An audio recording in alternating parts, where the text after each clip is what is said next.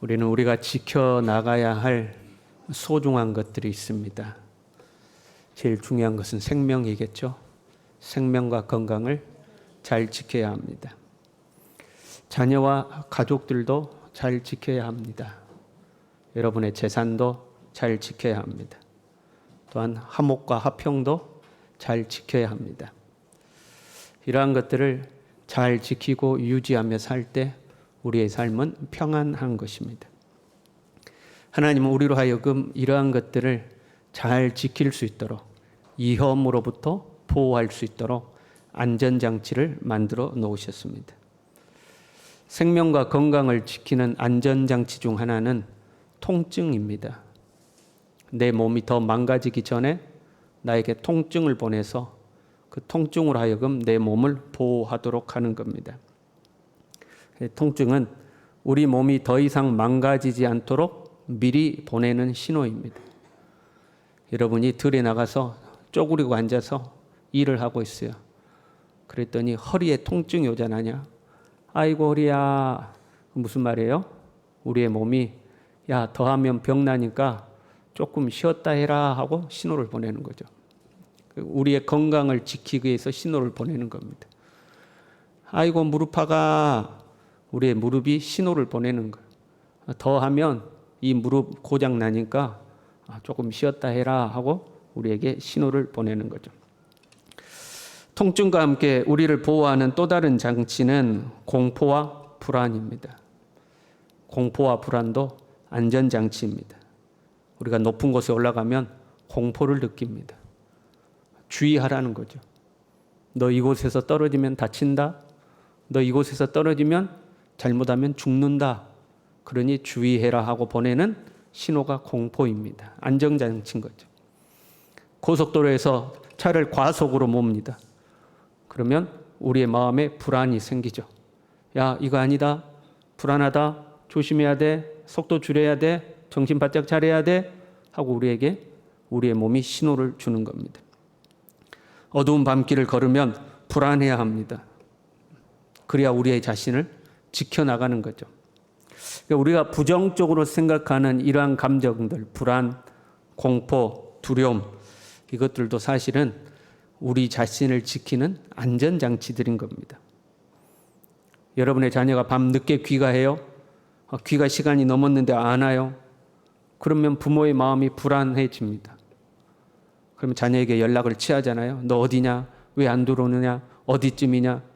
그래서 안전을 확보하려고 합니다. 여러분이 여름 휴가를 맞이해서 여행을 가려고 합니다. 아침에 출발하려고 하는데 왠지 마음이 불안해. 이거 뭐 빠뜨린 것 같은데. 이거 뭐가 좀 이거 아닌 것 같은데. 왠지 마음에 불안한 마음이 듭니다. 그러면 다시 점검하죠. 뭐 이거 꼭 가지고 가야 되는데 챙겼느냐.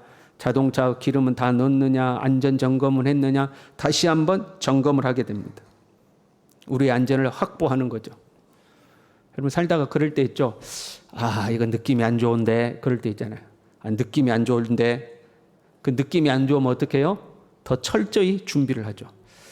이거 왠지 느낌이 안 좋아 이거. 그러면 더 다시 한번 점검해보고, 다시 살펴보고 세밀하게 챙기게 됩니다. 그래서 우리의 안전을 확보하는 거죠. 이런 부정적 감정이 너무 커졌거나 너무 지나치면 문제가 되긴 합니다. 그러나 이 불안과 공포 자체도 우리를 보호하는 일종의 안전장치라는 것을 알아야 합니다. 그러면 우리의 삶을 위협하는 가장 큰 위험은 무엇일까요? 우리의 삶을 위협하는 가장 큰 위험, 그 위험으로부터 보호하기 위해서 안전장치가 있는 거 아니에요? 가장 큰 위험은 무엇일까? 하와이에 큰 불이 났다고 그래요. 그런 산불이 위협적이죠. 태풍이 몰아쳐요. 그 태풍도 위협적이죠. 갑자기 원치 않은 교통사고가 났어요. 그것도 큰 문제 아닙니까? 내가 원하지 않는 질병이 찾아왔어요. 그것도 내 삶을 불행하게 만들죠.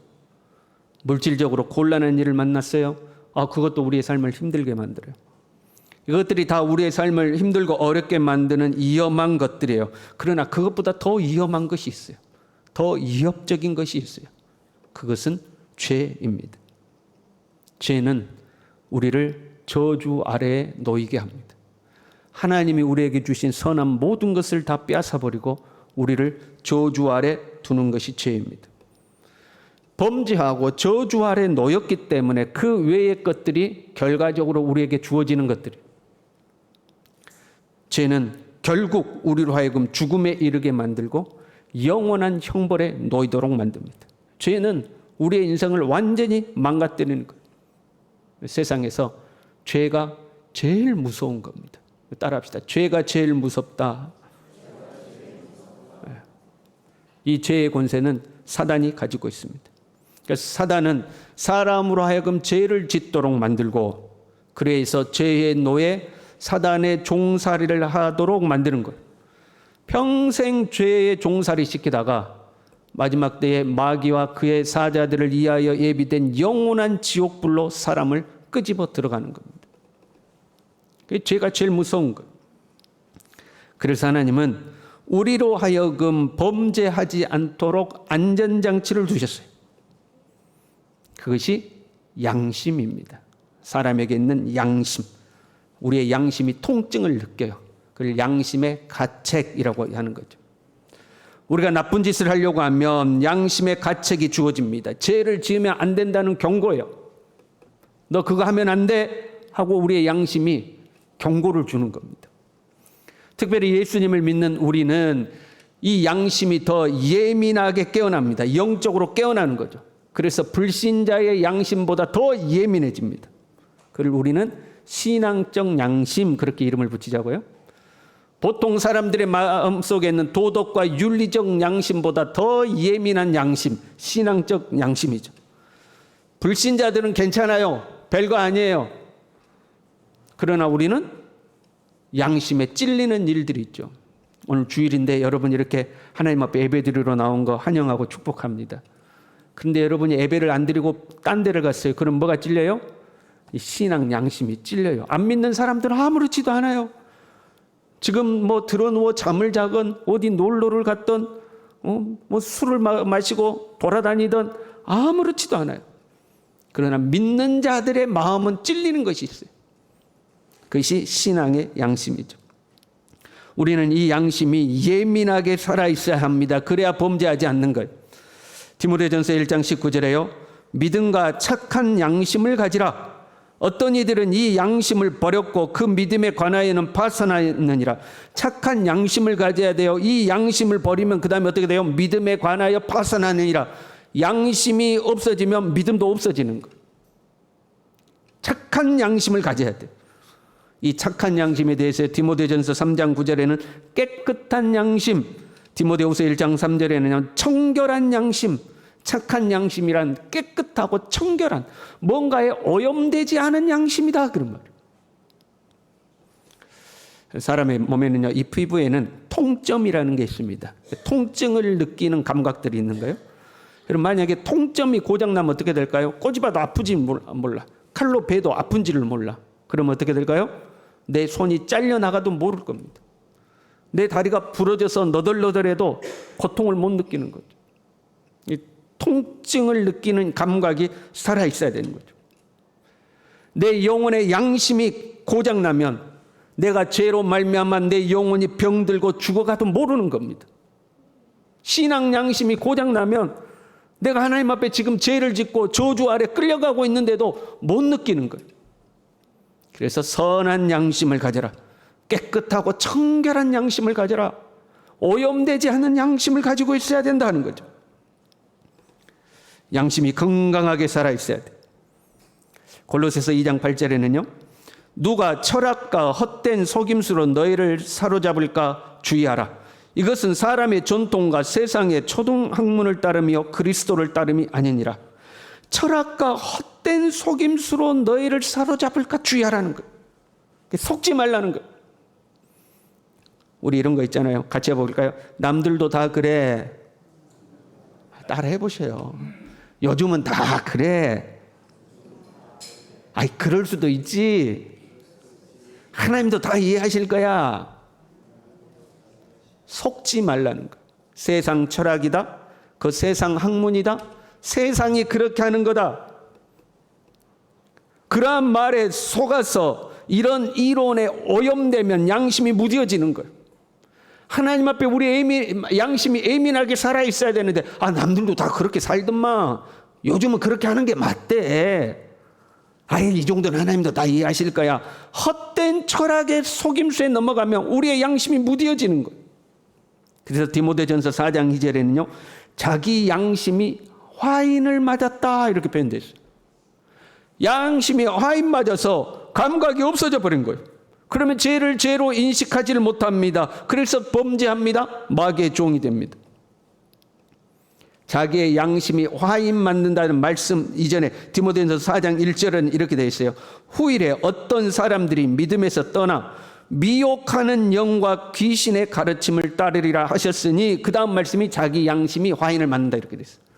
미혹하는 영의 가르침을 따라간다는 거. 괜찮아. 요즘은 다 그래. 남들도 다 그렇게 살아. 엄마, 요즘 세상에 누가 그렇게 산다냐? 미혹하는 영의 속임수에 넘어가서 우리의 양심이 오염이 되면 마치 양심에 화인 맞은 자처럼 양심이 둔해지는 거예요. 하나님의 말씀을 어기면서도, 하나님의 말씀에 어긋난 길을 가면서도 아무렇지도 않는 거예요. 그걸 주의하라. 조심하라. 조심해라. 너희의 양심이 무뎌지지 않도록 조심해라. 우리는 예수님을 믿음으로 죄로 말미암아 구원을 받은 줄로 믿습니다. 우리는 예수님을 믿고 선한 양심을 가진 사람들인 줄로 믿습니다. 우리는 세상의 기준을 따르지 않고 하나님의 기준을 따르는 사람들이에요. 그런데요, 그럼에도 불구하고 우리가 때로는 모르고 실수할 때도 있고 알면서도 넘어질 때가 있어요. 내 양심이 찔렸는데도 그냥 무시하고 내 욕심대로 해버릴 때도 있죠. 그러고 나서 후회하는 거 아니에요? 그러면 그때는 빨리 예수님께 나와 회개하시기를 바랍니다. 내가 잘못했구나 깨달으면 빨리 예수님께 회개해야 돼요. 요한일서 1장 9절에요.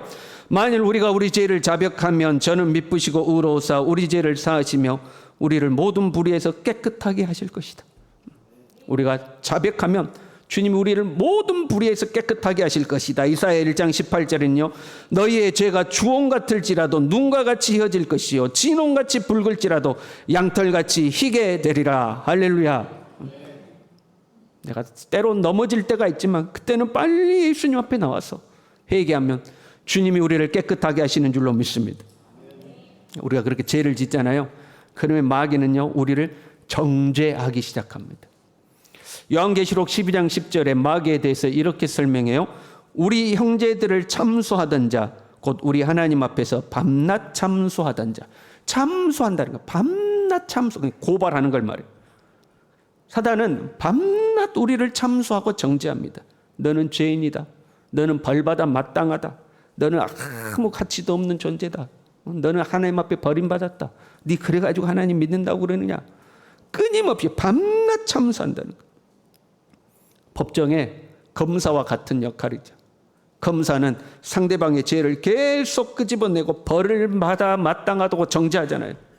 그러니까 이 사단이 우리를 정죄합니다. 하나님을 향해서도 이 사람은 용서받을 수 없습니다. 용서해서는 안 됩니다. 벌을 줘야 됩니다 하고 끊임없이 우리를 참수하는 거.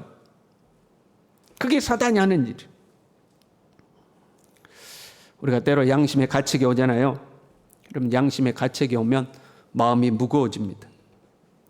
그때에 분별함이 필요해요. 우리가 범죄하여 우리를 회개시키기 위하여 양심이 작동하고 있는 것인지, 우리가 하나님 앞에 잘못했기 때문에 너 빨리 회개해야 돼 하고 양심이 작동해서 내 마음이 무거운 것인지, 아니면 마귀가 우리를 참소하고 정죄하는 것인지를 빨리 분별해야 돼.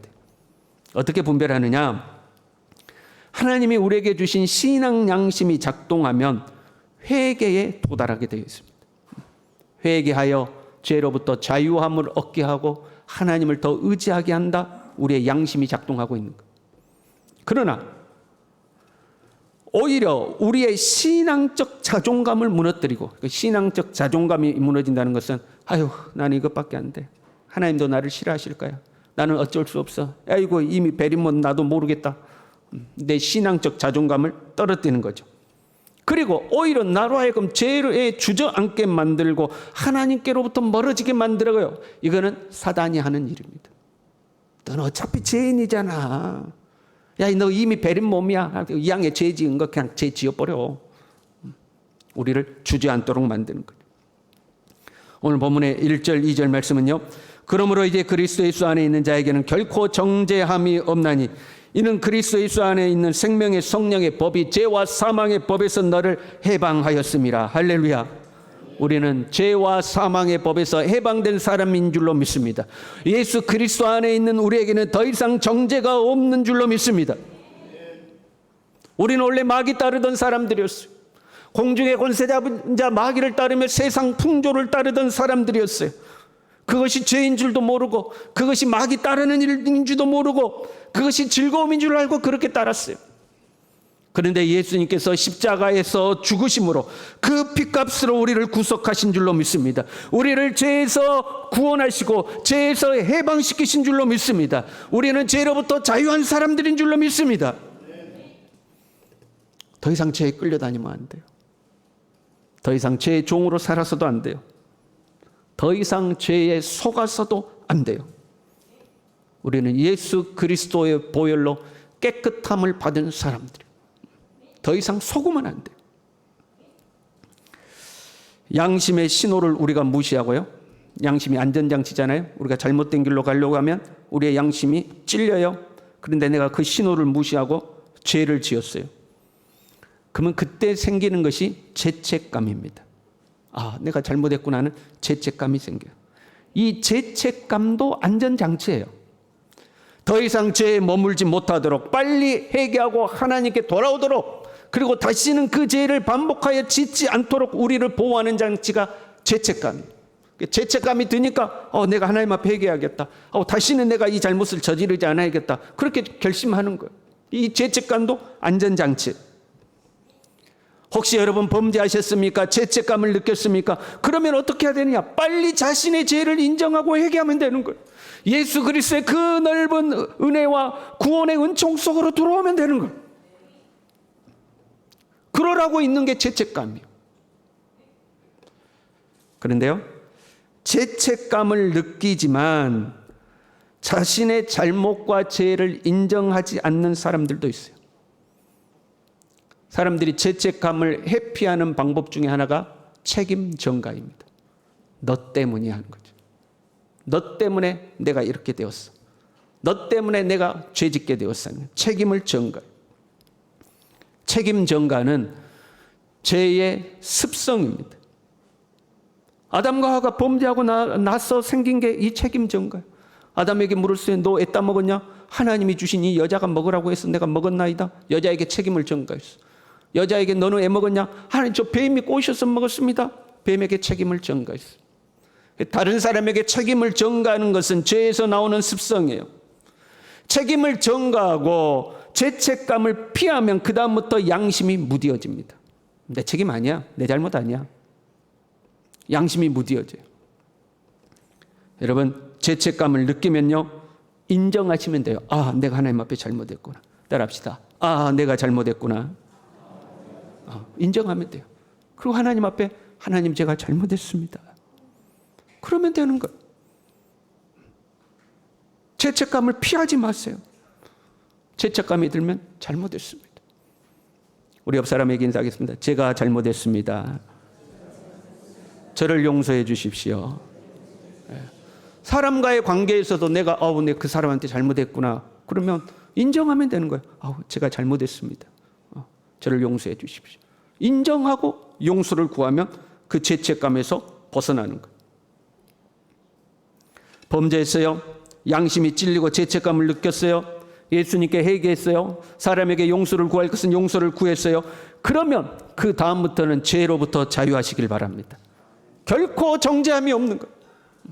우리가 하나님과 사람 앞에 회개했다면 그 다음부터는 죄로부터 죄책감으로부터 완전히 자유해야 돼요. 더 이상 정죄가 없는 거예요. 그런데 마귀는요 우리를 포기하지 않습니다. 우리를 여전히 자신의 노예를 삼으려고 합니다. 죄의 종을 삼으려고 합니다. 그래서 마귀가 사용하는 것이 죄책감입니다. 회개했음에도 불구하고 용서를 구했음에도 불구하고 여전히 죄책감에 시달리게 만듭니다. 아이고, 내가 왜 그랬을까? 아이고, 나 같은 것은. 하나님이 나를 용서하셨음에도 불구하고 그 죄책감에서 벗어나지 못하도록 하는 것. 내 안에 죄책감이 계속 있어요?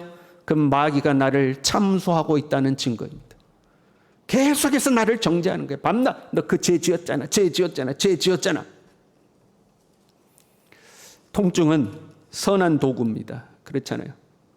통증이 있어야 우리가 우리 몸을 지킬 거 아니에요. 불안과 공포도 안전장치입니다. 그러나 이것들이 너무 과도하면 오히려 해로운 도구가 되죠. 불안과 공포는 우리를 지키기 위하여 있는데 이 불안과 공포가 너무 과도해지면 우리는 불안과 공포의 종이 되어 삽니다. 무슨 일만 해도 불안해요. 무슨 일만 있어도 두려워요. 조그만 일에도 두려워서 뭘 못하는 거예요. 불안과 두려움의 노예가 되는 거죠. 뭔가 새로운 일을 시작하려면 초조하고 불안하고 걱정되고 염려되고 밤에 잠을 자지 못하고 공포가 찾아오고 두려움이 찾아오고 그 불안과 공포가 나를 다스리는 거죠. 이것이 부작용인 거예요. 우리를 보호하기 위해서 있는 불안과 공포의 부작용. 마찬가지로 죄책감도 그렇습니다. 죄책감은 하나님께 빨리 회개하고 다시는 죄를 짓지 않도록 있는 안전장치예요. 그런데 이것이 부작용이 생기면 죄책감이 우리를 자기 종으로 삼는 거예요. 계속해서 우리를 죄인이라고 정죄하는 거예요. 너는 잘못했다. 너는 쓸모없는 존재다. 너는 죄인이다. 너는 용서받지 못할 것이다. 계속해서 우리를 자기 종 삼으려고 하는. 그때 오늘 본문의 말씀을 기억하시길 바랍니다. 결코 정죄함이 없는 줄로 믿습니다. 그리스도 예수 안에 있는 자는 결코 정죄함이 없는 것. 내가 예수 그리스도 안에 있으면 주님은 다시는 그 죄를 묻지 않는 것. 과거에서 벗어나지 못한 사람들이요, 의외로 많습니다. 여러분, 살면서 실수하지 않은 사람 있습니까? 살면서 넘어지지 않은 사람 있습니까? 살면서 범죄하지 않은 사람 있습니까? 예수님을 구주로 영접한 이후에 여러분 한 번도 죄를 안 지었습니까? 한 번도 실수한 적이 없습니까? 그런 사람은 아무도 없습니다. 혹시 여러분 살아오면서 남에게 말 못할 부끄러운 죄가 있다 하더라도 그러면 회개하십시오. 만약에 회개했다면 자유하십시오. 더 이상 죄책감에 시달리지 마십시오. 죄책감에 시달리는 것은 육신의 생각입니다. 그건 영의 생각이 아닙니다. 하나님의 생각이 아니요 우리 사람의 생각입니다. 시편 103편 12절에요. 동이 서에서 먼 것까지 우리의 죄가를 우리에게서 멀리 옮기셨다고 그랬어요. 이사야 43장 25절에는요. 나 곧 나는 나를 위하여 네 허물을 도말하는 자니 네 죄를 기억하지 아니하리라. 에레미야 31장 34절에요. 내가 그들의 악행을 사하고 다시는 그 죄를 기억하지 아니하리라. 하나님은 우리의 죄를 용서하시고 우리의 죄를 다시는 기억하지 않는데 왜 스스로 죄를 기억하고 그 죄책에 시달리며 사냐 이 말이에요. 그건 하나님의 생각이 아니에요. 하나님이 주신 마음도 아닙니다. 죄책감에 시달리는 것은 죄의 종으로 사는 거예요. 죄에 붙들려 사는 거예요.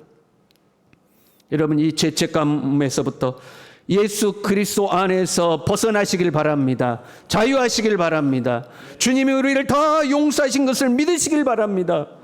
하나님은 다시는 그 죄를 기억하지 않는다는 것. 가만 보면요, 그래도 자신의 잘못은 잘 잊어버리는 것 같아요. 내가 잘못한 건 잊어버려. 그런데 다른 사람이 나에게 피해를 준 것, 다른 사람이 내 아픔을, 내 마음에 아픔 준 것은 절대 잊어버리질 않아. 여러분, 그런 경우 보죠. 다툼이 생겼어요. 그러면 옛날 이야기 다 꺼집어내는 거예요. 당신이 지난주에도 그랬고 지난달에도 그랬고 작년에도 그랬고 5년 전에도 그랬고 10년 전에도 그랬고 20년 전에도 그랬고 어머니 뱃속의 이야기까지 다 꺼내요. 과거를 잊어버리지 않는 것. 이미 과거는 다 청산되었고 서로 화해하고 용서가 되었음에도 불구하고 문제가 생기면 옛날 것 다시 다 끄집어내는 것, 이것은 하나님의 방법이 아닙니다. 이것은 끊임없이 참수하는 사탄의 방법인 것. 하나님은 우리의 죄를, 실수를, 잘못했던 모든 것을 용서하시고 다 잊어버렸는데 우리끼리 그것을 다 다시 끄집어내는 것. 사단이 하는 일을 우리가 하고 있는 것. 예수 믿는 우리는요, 죄악 중에 있는 사람을 건져주고 죄책에서 벗어나지 못하는 사람들에게 그리스도 예수 안에서 자유를 주는 사람이어야 돼. 오히려 그들로 하여금 죄에서 벗어나도록 해야 되는데 옛날 꽃날 이야기 다 끄집어내가지고 다시 죄책감을 주고 그 사람으로 하여금 다시 죄책감 아래 놓이도록 한다 이 말이에요. 죄악 중에 있는 사람을 여러분 끄집어내주고 그들로 하여금 죄에서 벗어나도록 주님이 우리에게 그렇게 하셨던 것처럼 우리도 그렇게 해야 될 줄로 믿습니다. 혹시 여러분 중에 다른 사람이 나에게 아픔 줘서 겪었던 과거의 아픔이 있습니까? 여러분 다 용서하시길 바랍니다. 그 용서하셨으면 다시는 기억하지 않기를 바랍니다. 하나님이 우리의 죄를 다시 기억하지 않는 것처럼 우리도 다른 사람의 죄를 기억하지 않아야 되는 거예요. 우리 옆 사람과 인사합시다. 잊어버립시다. 다 지워버립시다. 잊어버리는 것이 은혜요. 지난주 제가 설교 뭐 했죠? 잊어버린 것이 은혜요. 그 설교 말씀 잊어버린 것처럼 과거의 잘못들도 다 잊어버려야 돼. 남편의 문제든 아내의 문제든 내 자녀의 문제든 부모의 문제든 그 누구의 문제라도 다 잊어버리시길 바랍니다. 주님이 우리를 그렇게 대하시잖아요. 예수님이 십자가에서 죽으실 때 우리의 모든 죄를 담당하셨습니다. 이제 우리는 그리스도 예수 안에서 결코 정죄함이 없는 자유인들인 것을 믿으시길 바랍니다. 헛된 것이 아니에요. 예수님이 목숨값을 지불하고 우리의 모든 죄를 다 청산해 주셨어요. 그 예수님의 은혜를 헛되이 받지 않기를 바랍니다. 죄에 시달리는 것은 육신의 생각이에요. 예수 그리스도의 영의 생각을 쫓아가면 생명과 평안이 있다고 그랬어요. 우리 모두 이 생명과 평안을 누리시길 바랍니다. 우리 옆 사람과 마지막으로 인사합시다. 당신은 자유자입니다. 당신은 자유인입니다. 우리 함께 찬양하겠습니다. 421